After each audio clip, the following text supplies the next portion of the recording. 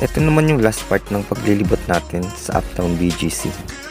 Diyan po yung mga nagpa-practice ng soccer. At dito po ay nadaanan po namin yung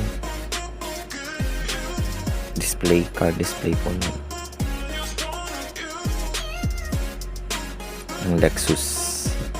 Iba't ibang bagong model ng Lexus.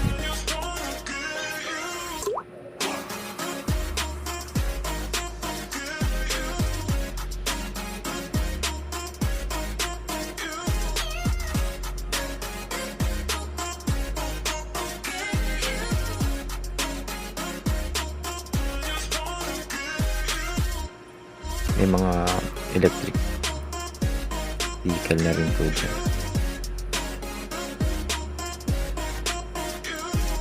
Dahil dyan, kakalibot namin ay